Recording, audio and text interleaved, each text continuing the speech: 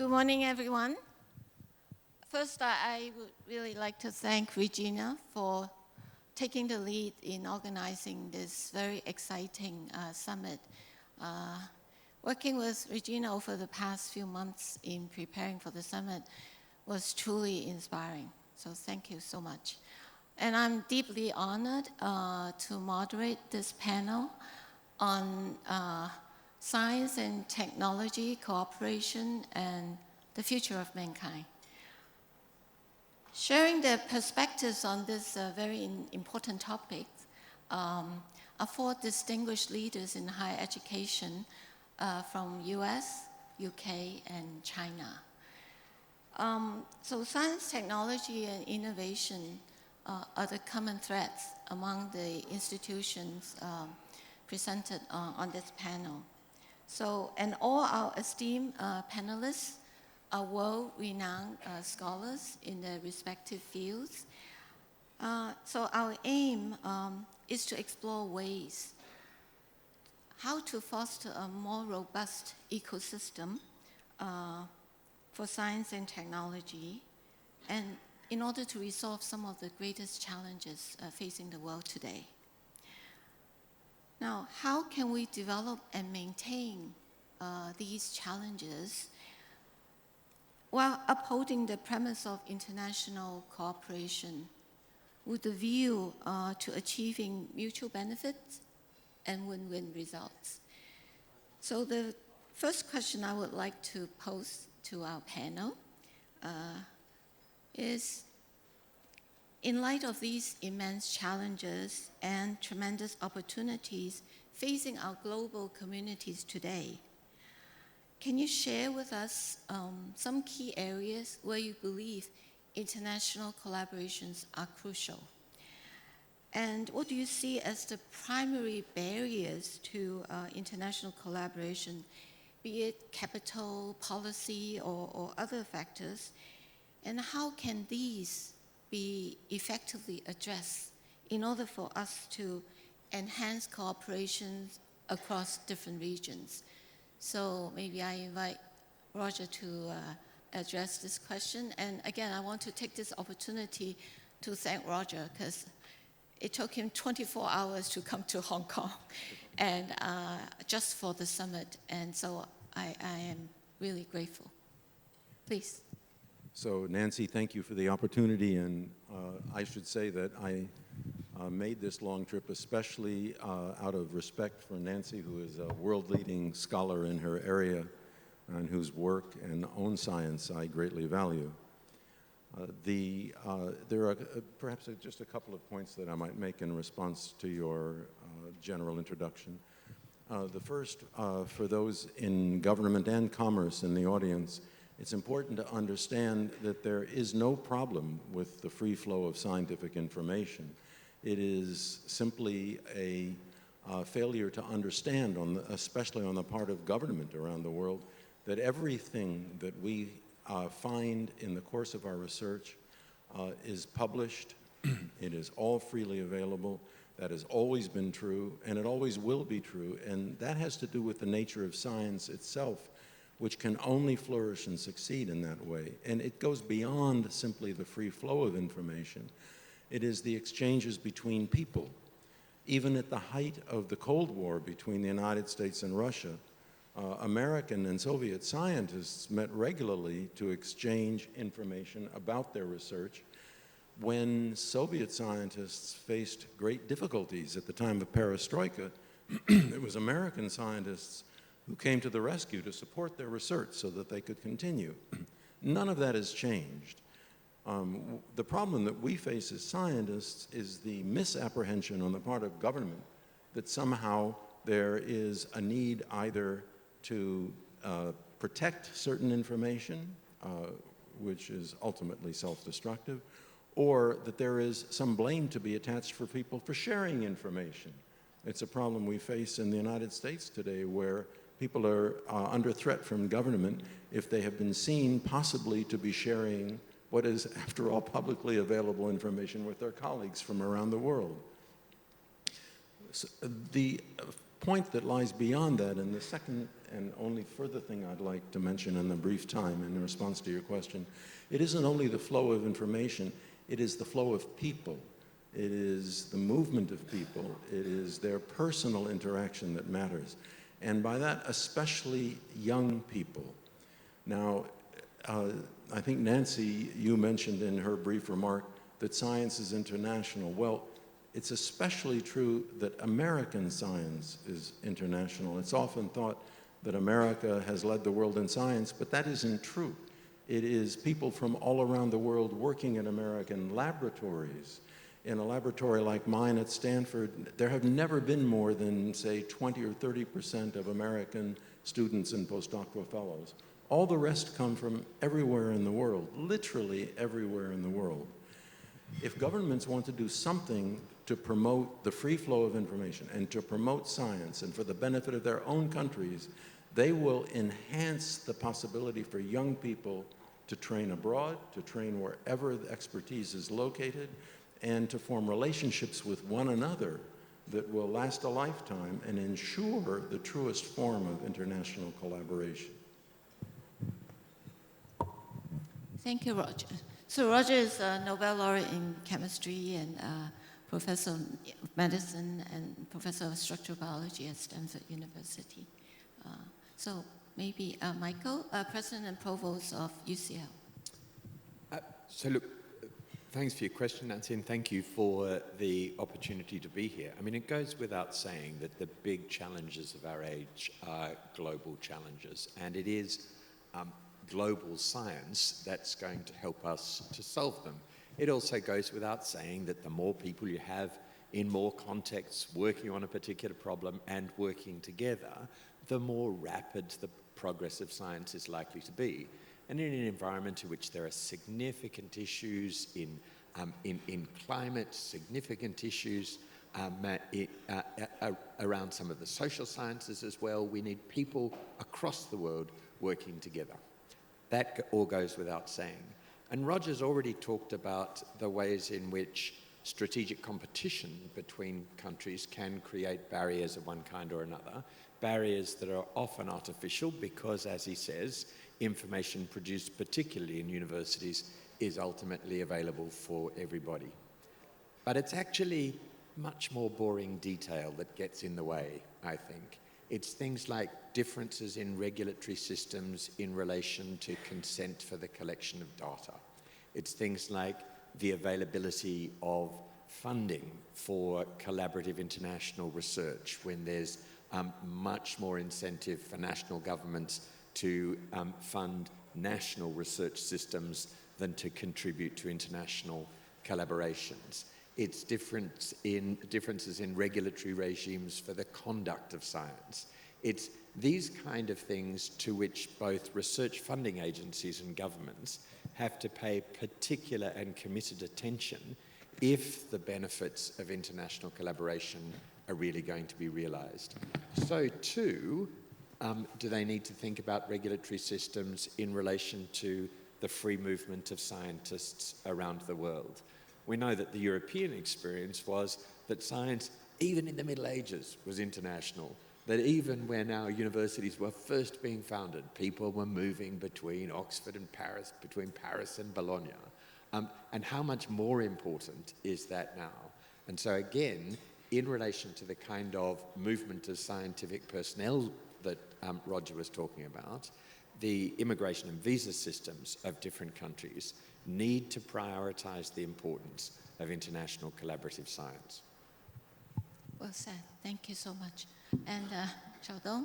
Xiaodong is a Shaw laureate in life science and medicine and is the director and investigator of National Institute of Biological Sciences in Beijing. Thank you, Nancy. I also like to echo what the previous two speakers says.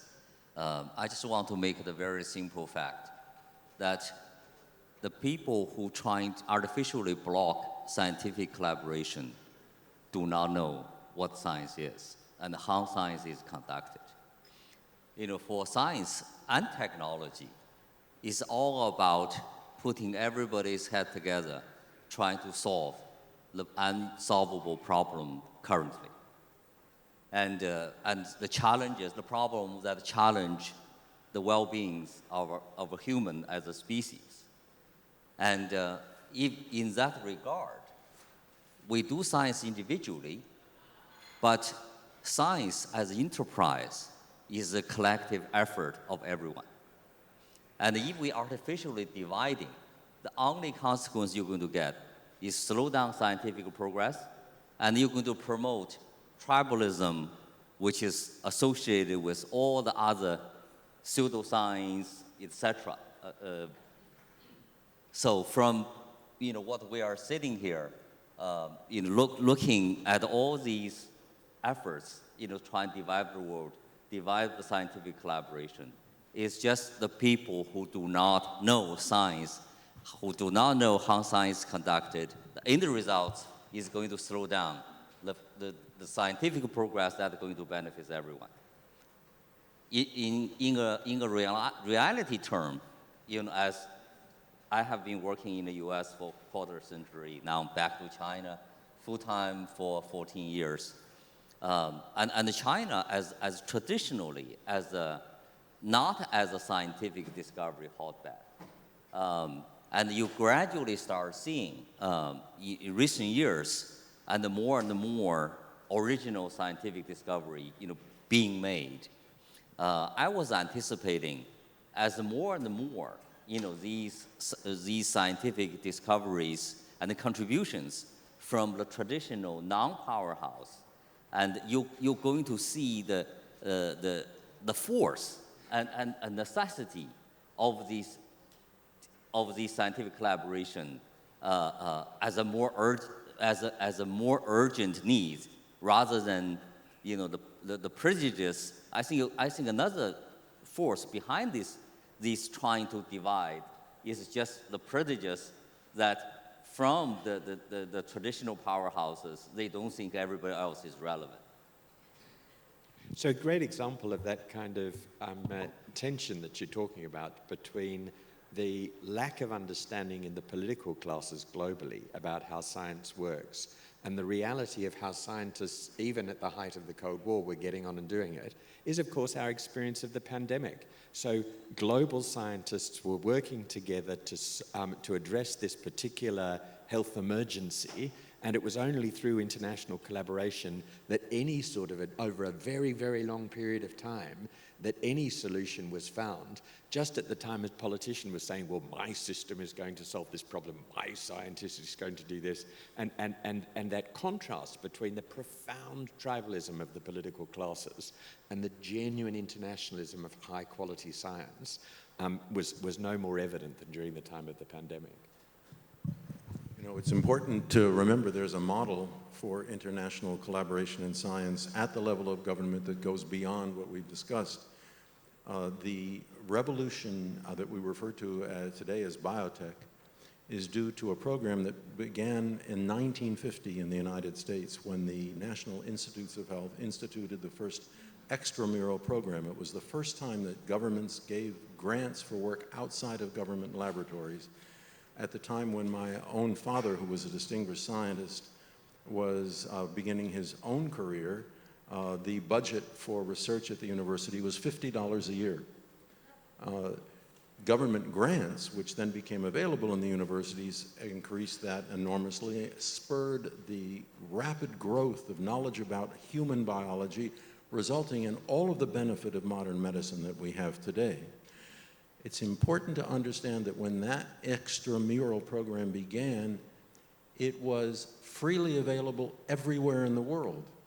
It was not government grants to American laboratories. It was government grants to scientists with the best ideas any place on the planet. That is something which, when Japan then rose to economic prominence and significance in the 1970s, 80s, it tried to emulate by creating its own program based in Strasbourg, also for distribution of research grants coming from the Japanese government around the world. The same thing must be done by all governments with the means to support such research everywhere. So I guess we need to work together and raise awareness? Because we're all humans, all subject to the same disease, all in the same boat together, and anything which can be accomplished anywhere for the benefit of human health benefits everybody everywhere. Totally agree. So maybe Andrew, Turing Award winner and the Dean of the College of Artificial Intelligence at Tsinghua. Andrew, please. Well, thank you, Nancy. It's a great pleasure to be here with the distinguished panelists here today. And I would echo what I just heard, my three colleagues, and I agree with them completely. I would just like to make 2 points. Firstly, the idea that we should try to hinder international collaboration is exactly the worst thing to do at this point. And secondly, I believe that this trend of trying to stop international collaboration is an aberration, and it will pass in time. And let me elaborate a little bit. Firstly, in my lifetime, I have witnessed it's just an unbelievable amount of scientific and technological advancement. And let me just enumerate that the understanding of nuclear reaction. And secondly, the understanding of human replication and the ability to do gene editing. And thirdly, the advancement of artificial intelligence. And actually, just a year ago, that a kind of 70-year-old open problem of solving the Turing test, it's just overnight overturned. And so these are 3 things that stand out in my mind. That firstly, great scientific progress. We understand what's going on, why the sun can shine, and we manage to be able to emulate it on Earth in order to produce boundless amount of clean energy. And secondly, the understanding of how the biological process proceed. And then it seems that we have bettered the creator in that now we can produce things that in nature you would never naturally occur. And thirdly, in artificial intelligence, we now have the ability of sort of simulating human behavior in the department that we are most proud of to be human, namely in terms of the intricate language communication. And so in a sense, the science has progressed to a stage which is in some sense very scary, because we are advancing at such a fast pace so that even a small group of knowledgeable people might be able to destroy the world. And so the world is the stage where if we use it for the good, we can eliminate poverty, we can create a world which is kind of an Eden for all of us if we manage properly. With the artificial intelligence, we can create a lot of robots to do dirty work, and so that we can all enjoy life and spending time at a resort like this. and so if we manage to distribute the wealth properly. So the thing we need to do is for the world to come together to see how we can make it happen. And not only for the good, but also to prevent the bad. And to prevent the bad, it means that we have to solve the problem scientifically, and also to be able to implement things globally. So this means that we should, in nuclear, in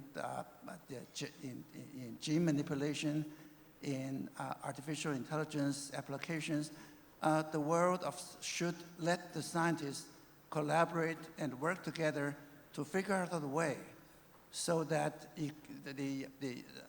the bad actors will never be able to destroy the world. So that's my first point, that exactly it's the wrong thing to do to stop international collaboration.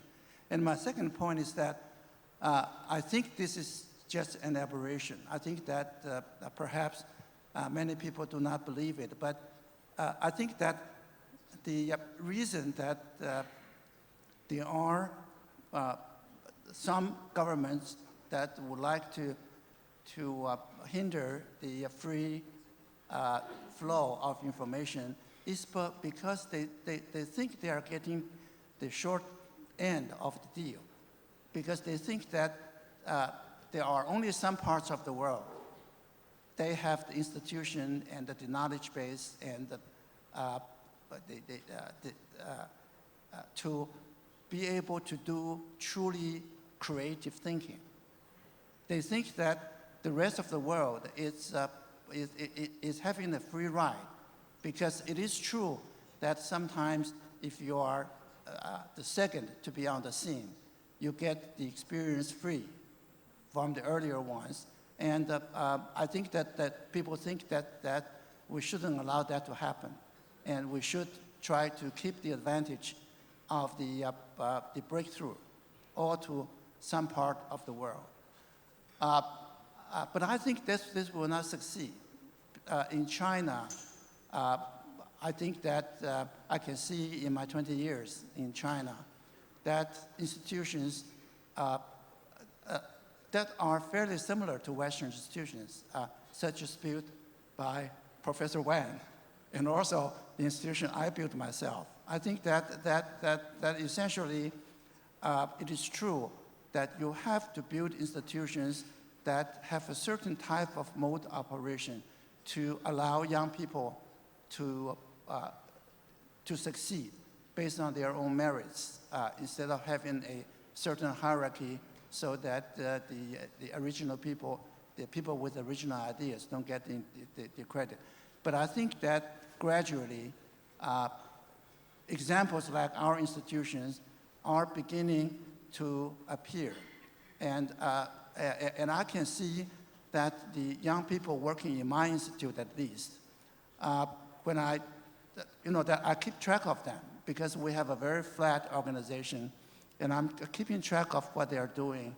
And the feeling I get is that gradually, and especially in the last 4 or 5 years, that the experience I had having conversation with them is no different from what I had from my 36 years in the United States, working at MIT, Stanford, and so on.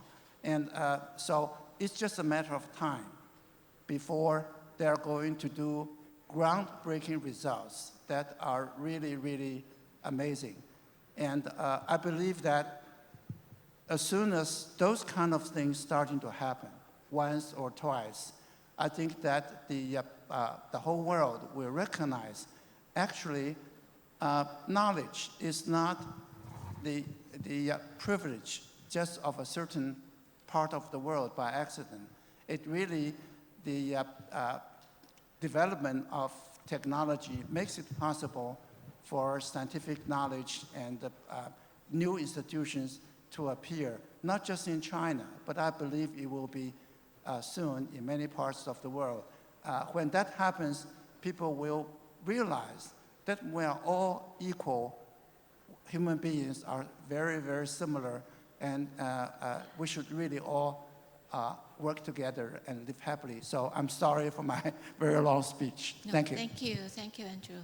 So thank you all for your very valuable insight. So maybe now I just ask each of you some specific questions. So Roger, so again, in light of the recent advancements in biomedical research, maybe you can share with the audience some effective strategies that you think will foster international collaborations, especially those that really require cross-border collaborations and maybe data sharing and all that. And what do you think the international team should consider in order to figure out how to overcome some of the collaborative challenges and ensure that the benefits of the scientific discoveries can be universally accessible.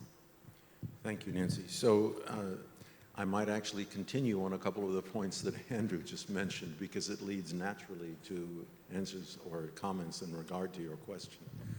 So Andrew alluded to both the importance of artificial intelligence in science and the world to come, and also commented on the potential of people everywhere to contribute to basic knowledge and the advancement of science.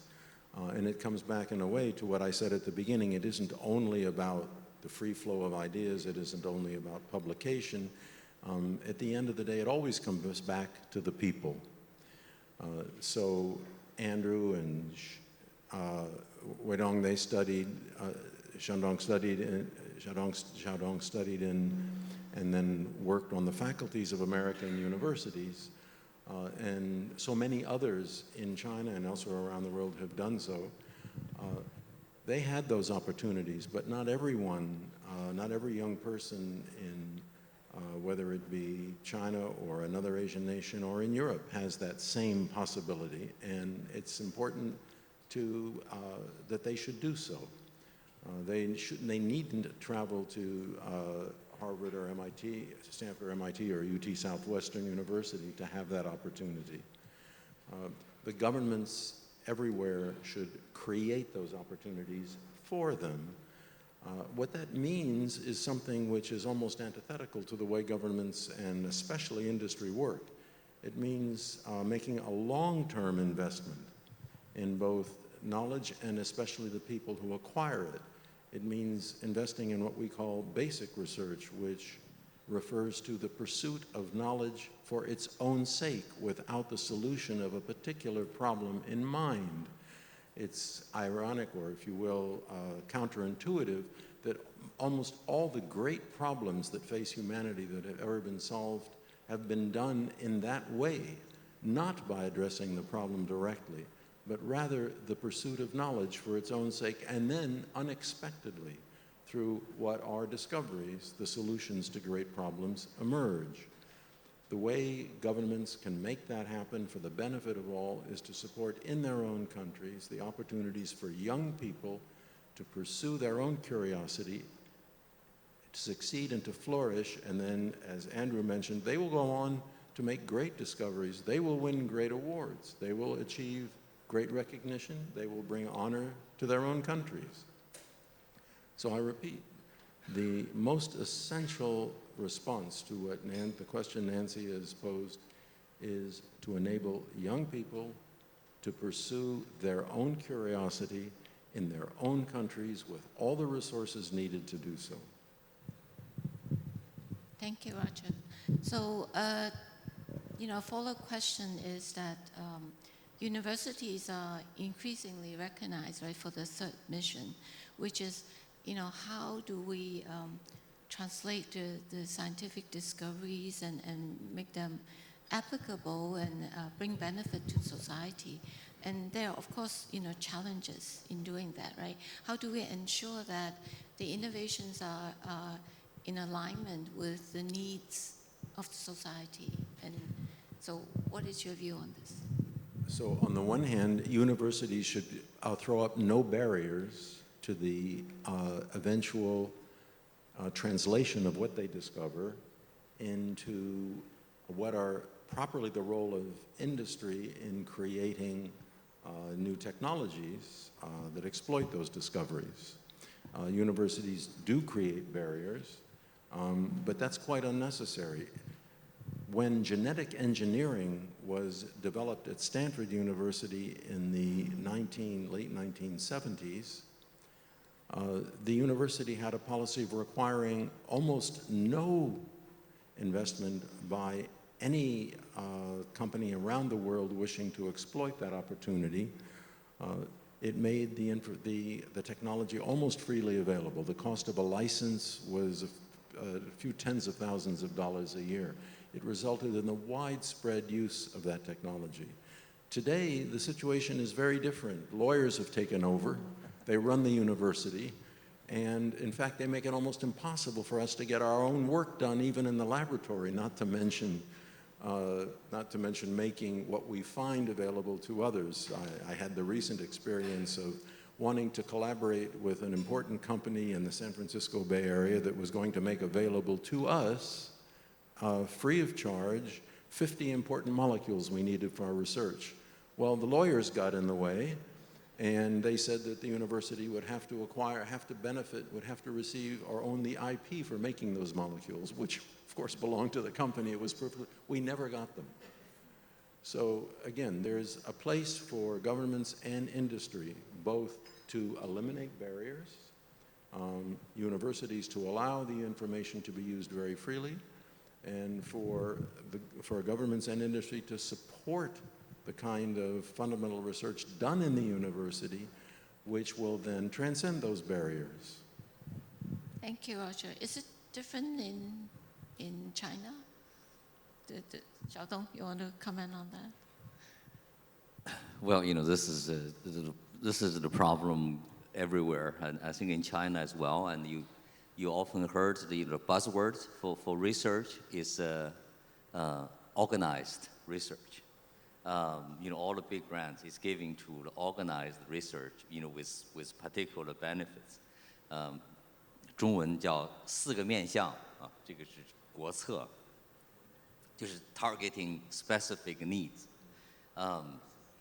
Again, I have to say, maybe politically incorrectly, the people propose that don't know how the science is done.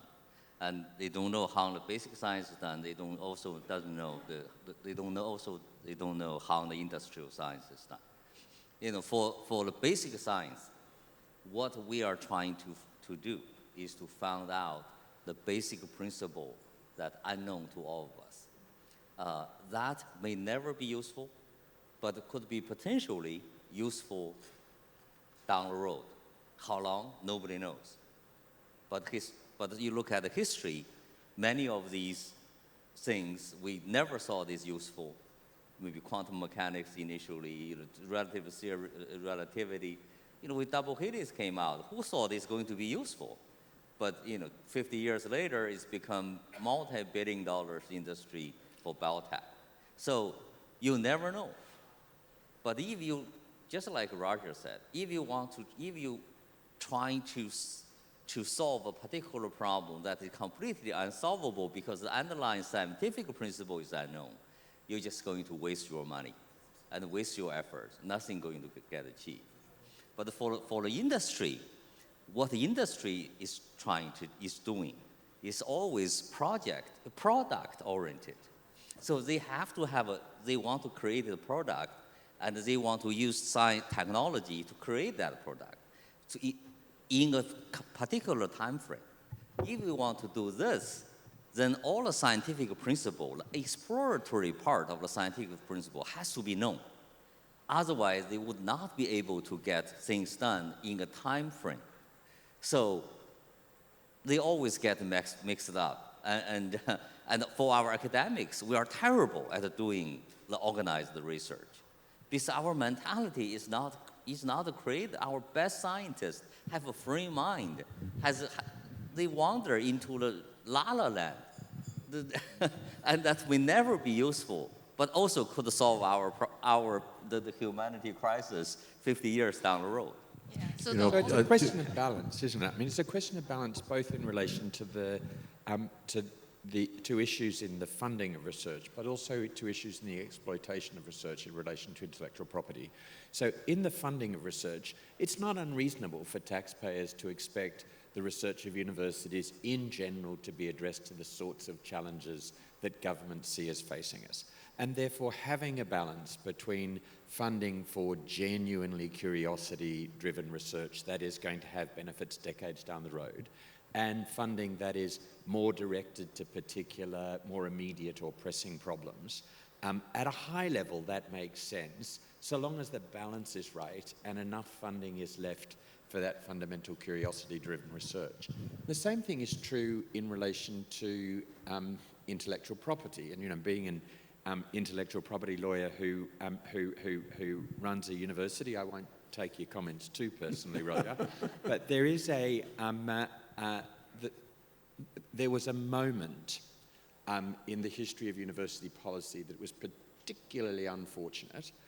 It was a moment in American legislative history, and it was that moment when the Bayh-Dole Act came into force. And basically the notion was universities produce all of these great ideas have commercial value, and therefore the taxpayer should get some sort of benefit from the ideas that are produced. And universities should really try and capture the value of the intellectual property they produce. Well, of course, we all know the outcome of that. It was a total legislative nightmare. A tiny percent of American universities, tiny percent, actually pay for the cost of their tech transfer office through the value of the commercialization of their intellectual property.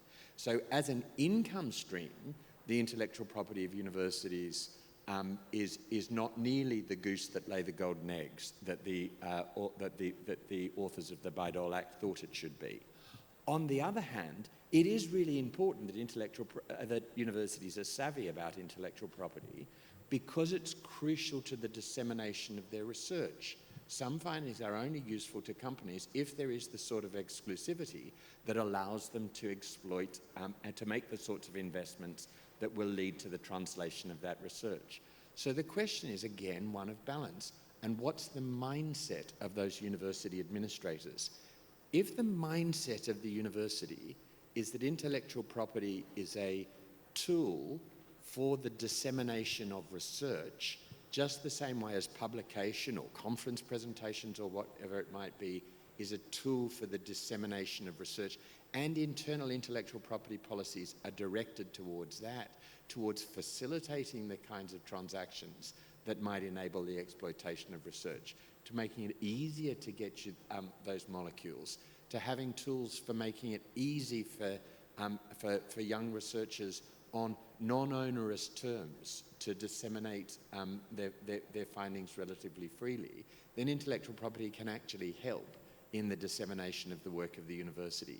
It's only when the mindset becomes the same one that we were talking about before that nation states sometimes have, much more appropriative, much more, I think the word you used was tribal, that we get a problem. And so it's that balance between funding that is curiosity-driven and funding that it's directed to a particular purpose, taking intellectual property and engagement with the private sector seriously, but also not being excessively greedy in relation to intellectual property. It's balance in all of these things that I think advances international collaboration.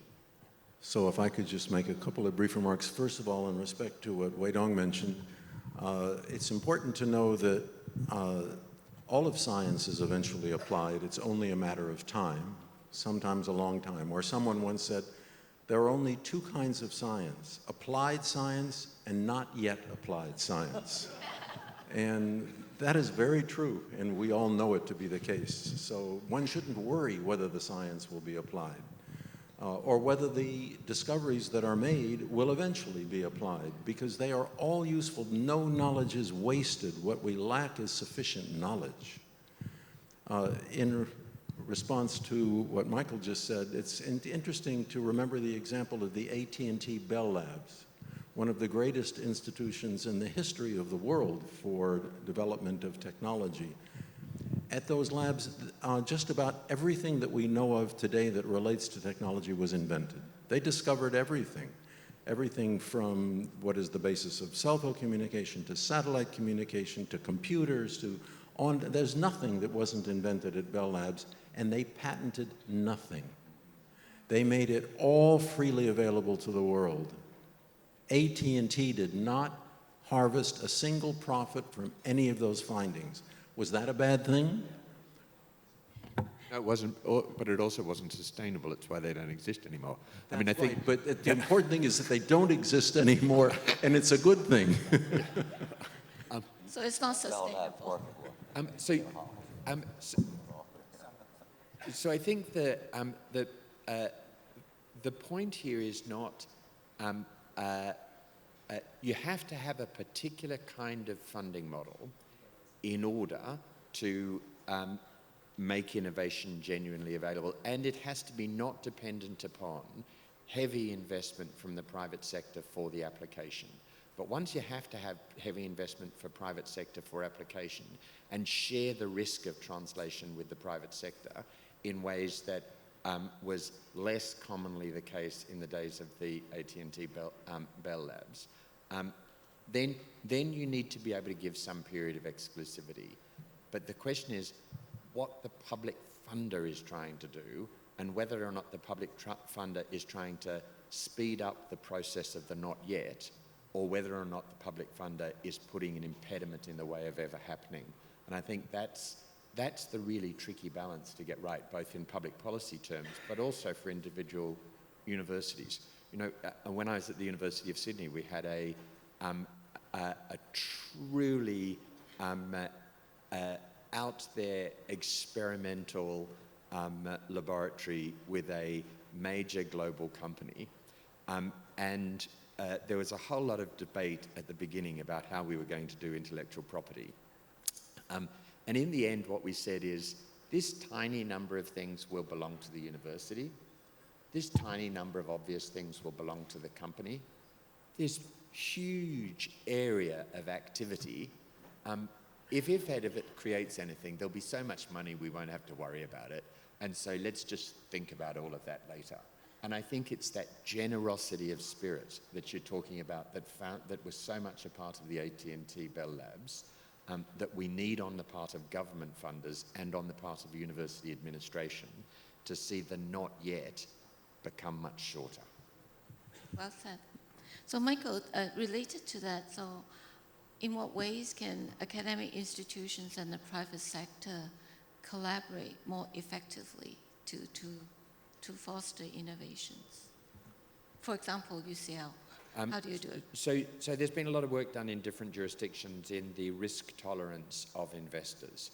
And I think there is an issue in some places, particularly in Europe, in relation to the amount of risk that investors are willing to take in innovation. That's a cultural challenge on the business side. On the university side, I think we have to be savvy in understanding the needs of our commercial partners, and we have to really reduce the transaction costs of licensing. So the sorts of things that Roger was talking about, where lawyers become involved and the negotiation takes months and months, there's nothing that kills business-university cooperation better than that. We need more standard term licenses that are generous in their approach to the exploitation of university intellectual property, and universities returning to a sense of their public mission. Thank you, Michael. So Xiaodong, back to you again. So, I mean, a lot of the scientific advancements actually had prompted some controversies, right? Like gene editing, for example. So how can we ensure that the scientific breakthroughs can be leveraged for the good of humanities? I think this is there are two elements to it. You know, I think one is clearly the system design. You know, like we just mentioned, you set up a tech transfer office. You have a collaboration. You try to eliminate, you know, system barriers, you know, for the transfer of technology to the industry. You try to educate the investment community that to in Chinese words, try to draw the pie in the sky that eventually they're going to get multiple returns. But also it has the culture element, I think, is equally important. Roger mentioned the Silicon Valley. I think you know, I heard the joke that one of my colleagues, you know, in your university, a student come to him and says, oh, we got experiments, exciting results, can we patent it? And the professor said, we should repeat it first. So, it's the cultural elements, everyone trying to be an entrepreneur. I think that is also is important. So, I think that what's interesting is, I realized after I came back to Beijing, I think the Chinese are natural-born entrepreneurs. And even in Beijing, I think once the culture is there, and there are lots of this, the people start to look for, the value, the potential value of their scientific discovery. And if the system is set that way, that they can relatively easy to take it out, to the industry to get funded by the private investors, and then it's become an ecosystem. I think it's also going to feedback to the scientific community, both in terms of like talent education. As we also mentioned, one of the barriers, always we argue, the universities, the research institutions, their primary goal is still trying to train the students, train them in a way as a scholar, not as a technician, in a company. So, in that way, you try to, which is conflict from if your lab is trying to work on a particular problem, posed by a company, you may not able to train your student properly, and it's not for his or her best interest. So I think this is the biggest, barrier. But on the flip side, if you have an industry flourishing in your neighborhood, all the students that is trained is going to have a at least in that regard has a future if they choose to go to the industry. So I think there is no right answer, but for the leadership, scientific leadership, and the community leadership, and if they want high-tech industry to happen in their neighborhood, they should have worked for both the system-wise to make make the easy to set up companies, for the university professor to tech transfers, but also the culture-wise, to make, because of our academic, we have this guilt deep down, like our salary is come from taxpayers. We are responsible to train our students to inherit, right? To inherit, our scientific heritage. And if we are too much leaning toward our not job description, which is vague to begin with, not called for, we have this guilty conscience, whether we should do it, whether we did it right or not. And I think with the right culture, I think the Stanford professor may have feel much less guilty, going to the other, to work to the other side, maybe than other universities like Tsinghua. But what Stanford has that not many other places have in the world is not actually a large percentage of income from commercialization or from private firms. Most global research universities have similar kinds of amounts of funding coming in from industry as Stanford or MIT or whatever. What Stanford has that is a genuine global advantage is a free movement of talent between the local innovation ecosystem and the university. And for many universities operating in other parts of the world, it's precisely that free movement of talent. And that was so much a part of the AT&T Bell story too, wasn't it? That people came from the university into government labs, into private labs, moved back into the university. But we've all become so much more guild card owning in our career structures that sort of thing has become more difficult in many parts of the world. Definitely, I think collaborations among universities, policymakers, and funding agencies, I think, is fundamental. Yes, Andrew. Well, let me just add a point about the for faculty members to start their own businesses. Sometimes, especially in the area of artificial intelligence, that in order to push their work forward, it's not possible just to depend on the standard government grant or even industrial grant.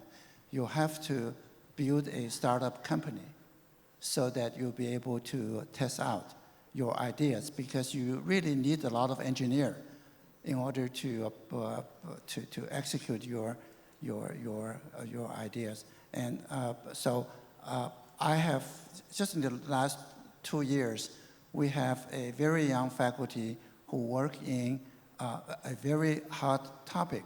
I think that most of you probably have heard about that Elon Musk a couple of years ago, maybe just last year, showed his humanoid robots, because that's supposed to be, the humanoid robot is supposed to be the jewel on the crown for robotics, and nowadays, eventually it will be the crowning achievement for the merging of AI and robotics, and that's going to change the whole world. We're going to be full of robots and very intelligently conversing with us. So this young faculty has great talent, and he is a person who knows hardware, software, algorithm, everything. And so he had to do a startup company. And we have another more senior faculty who work in quantum computing, essentially building quantum computers. And in order to be able to actually go somewhere, he had to start a company to build quantum computers. And so this had made me realize that that actually today's world for the academics is very complex for both the faculty and for the administrator and for senior faculties. Namely that it's very difficult to find a balance. How do you like your faculty to do their work? Because if you go either the industrial or the academic side, you're going to miss some chances. So this is something that I think that Tsinghua University has been struggling with. And I think that they have finally seemed to settle on some balancing point. But it's still not very satisfactory. I'm wondering whether anybody has found the perfect balance point in doing that. It's tough to find a balance, isn't it? Yeah. So the panelists actually agree to open up to Q&A from the audience, and they are very keen to respond to any questions from the audience. Yes, please.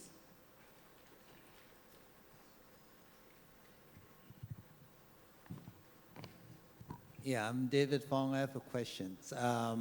Today, we talk about the need for cooperation globally for science and for human mankind. This is great and ideal, but the way I see reading the news, the world seems to be more divided every single day, with a lot of elections in many different countries, and in November, we have the US elections, and the world is a lot more divided in terms of beliefs in political systems, in digital divide, AI divide, and a lot. And it comes to, I recall Roger mentioned that during Cold War, there was collaboration between US and Russia. But I think time has changed, is this going to be more difficult, or do we need a big crisis until we reunite, that we go to the, for the benefit of mankind, we need to deal with serious problem big enough that we put down our differences in ideology and whatnot. And I think politically and in terms of geopolitics, there's really no higher governing body governing the country's behavior, because of hegemony or because of the lack of trust that in a multipolar world, resources will be taken up by bigger countries in terms of scientific talents and natural resource and the like. So, going forward, I'd like to hear what your thinking is going forward, or perhaps scientists should form lobbying groups in different countries to lobby the respective countries to go the way it should be, or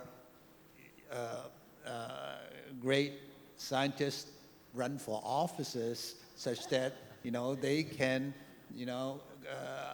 change the way how a country sees scientific development. Thank you.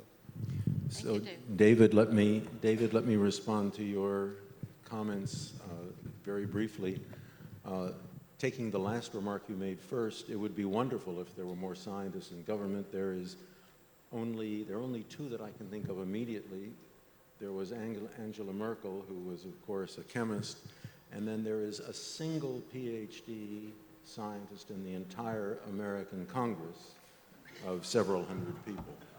Clearly something is wrong there if these are the people who are supposed to legislate with regard to all of the concerns that have been discussed here today. Beyond that, however, you commented about the remark I made at the beginning, and as another example, there is no geopolitical problem more acute than the one that I'm familiar with, the war in the Middle East, where Iran is bent on the destruction of Israel. But it may surprise you to know that Israeli and Iranian physicists meet every year on an island in the Mediterranean to discuss string theory. So scientists will find a way, because scientists are only interested in truth, and they don't care where it's found, where it comes from. It doesn't have a nationality, it doesn't have a name on it. Scientists will find a way. It is true, however, as you say, governments will try and make it more difficult. And that has happened already today in regard to the geopolitical problem between the United States and China. It will never prevent American and Chinese scientists from communicating, from sharing thoughts and ideas, and from a friendly, collegial collaboration. But governments will make it more difficult.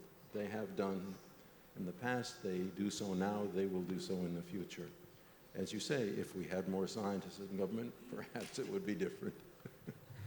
But geopolitical fragmentation is only a large-scale example of a much more significant issue that I think universities across the world have failed adequately to address, and that is a fragmentation of discourse, and a fragmentation of discourse into things that you can put on a TikTok post or on a Twitter feed. And we've been addressing that at UCL through working much more consciously with our staff and students around what we call the epistemic virtue. What does it mean to disagree well? To disagree passionately and in ways that express genuine conviction, but nevertheless are open to listening to other people, are looking for argument, for the points at which there is genuine disagreement rather than apparent disagreement, choosing language commensurate with increasing understanding, all those sets of traditional virtues around dialogue that much in the current technological context have eroded, and that quite frankly, universities' focus in the last 50 years on technical education and away from much more general moral and personal development in young people have left eroded. And what we have found, rather encouragingly, is an enormous public appetite for engaging in this conversation.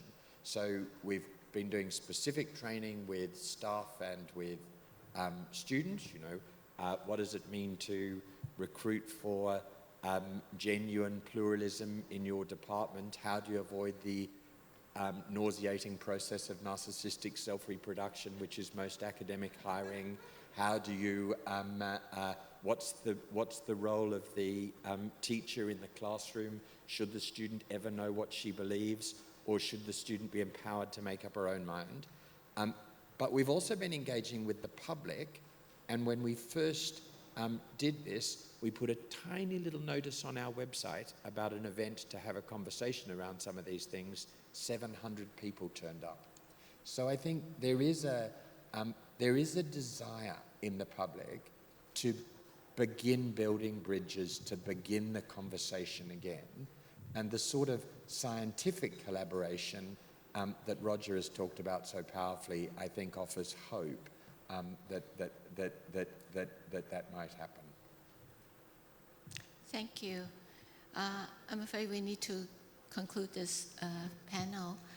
So I want to thank my distinguished panelists for their invaluable insights, and I do hope that the ideas that we raised today will continue to resonate and continue to inspire dialogues, collaborations, and actions. So thank you all again for attending this session, and please join me to give a round of applause to our panelists.